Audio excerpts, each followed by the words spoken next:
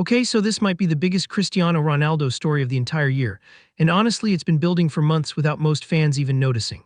We're talking Al-Nassr drama, a Hollywood-style MLS pursuit, a teenage prodigy he's quietly grooming behind the scenes, and a World Cup storyline that could define his entire legacy. Four huge names, one massive summer. Let's get into it. What's up, everyone? Welcome back to the channel. Quick favor before we start, if you're new here, smash that subscribe button and tap the bell because the next few weeks are about to get wild and you do not want to miss any of it. Alright, let's dive in. So here's where things get messy. Ronaldo signed that big renewal with Al-Nassr that runs all the way through 2027. On paper, everything looks settled, but behind closed doors, not so much. Word coming out of Saudi Arabia is that Ronaldo's genuinely frustrated with how the public investment fund is running things across the league. Basically, he feels like certain PIF-backed clubs are getting an unfair leg up, and that's apparently been a sore point for a while now. We saw flashes of it during that clash with Al Ahly, where things got a little heated with the fans, and Ronaldo wasn't shy about reminding everyone exactly how many Champions League medals he's got. Now, contracts are contracts, but when a player starts feeling like the competitive landscape is rigged against his club, that's usually when agents start quietly making calls, and that's exactly what seems to be happening. On the MLS side of things, this is where it gets fun. Reports out of the US are pointing to LAFC and the LA Galaxy circling, but the story everyone actually wants is Inter Miami. You know why Messi and Ronaldo, same league, same country, maybe even the same pitch eventually? Fans have been dreaming about this for years. The catch? Inter Miami's designated player slots are already full with Messi, Rodrigo de Paul, and Berterame, so it's not as simple as just signing a contract. Someone would need to move on first, or the club would need to get creative with the roster rules. Still, the fact that this is even being talked about seriously tells you something. The door isn't closed, it's just complicated. And then on top of all that, you've still got European interests simmering away. Chelsea have reportedly been keeping tabs on the situation, and yes, even Manchester United's name has come up again, though most insiders are treating that one as more romantic than realistic at this point. Either way, for a 41-year-old, Ronaldo's market is looking shockingly busy. Now here's a name a lot of you probably haven't heard yet: Haider Abdulkarim. He's a young Iraqi midfielder who made his move to Al-Nassr, and from what's being said inside the club, this wasn't just a normal transfer for him. This was a dream-come-true type of moment. Coming from Iraqi football to suddenly sharing a dressing room with arguably the most famous athlete on the planet, that's a massive leap. What's interesting is how Al-Nassr has been positioning this.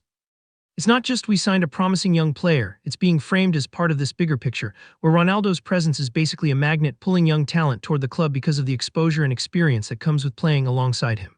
For Abdulkarim specifically, people inside the club are saying he sees this as validation, years of grinding in a less spotlighted league, and now he's training every day next to a 5-time Ballon d'Or winner. Whatever happens with Ronaldo's future, this is one storyline worth keeping an eye on, because if Ronaldo really does leave this summer, guys like Abdulkarim are the ones who'll need to step up and prove the move was worth it. Let's talk about David Beckham for a second, because this one's been simmering for a while. Beckham has reportedly been quietly monitoring Ronaldo's situation for months now, and honestly, that tracks. The two have history, mutual respect, and Beckham knows better than anyone what a marquee signing can do for a league's profile. He basically wrote the blueprint for that with his own move to MLS years ago, and then doubled down by bringing Messi to Miami.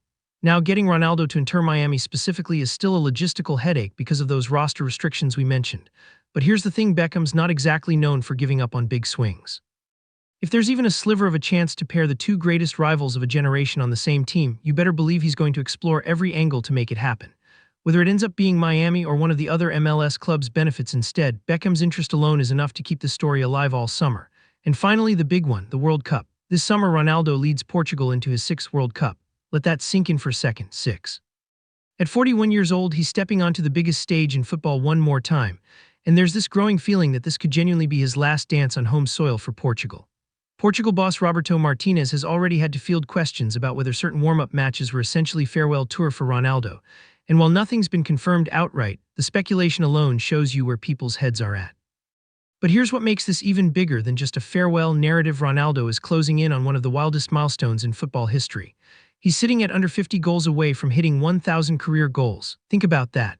If Portugal go on a run in this tournament, there's a real chance he could chase that number down on the world's biggest stage.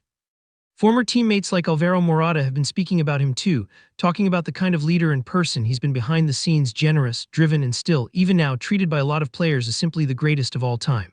So whatever happens with the club-level transfer drama, this World Cup might end up being the moment that defines how this entire chapter of Ronaldo's career gets remembered. Alright, that's everything for today. 4 massive storylines, one Cristiano Ronaldo at the center of all of it, and honestly, this summer is shaping up to be one of the biggest of his entire career. Let me know down in the comments, where do you think Ronaldo ends up? MLS a Premier League return, staying put at Al-Nassr, or is this World Cup the real ending to the story? Drop your take below. If you enjoyed this, smash that like button, hit subscribe if you're new, and I'll see you in the next one.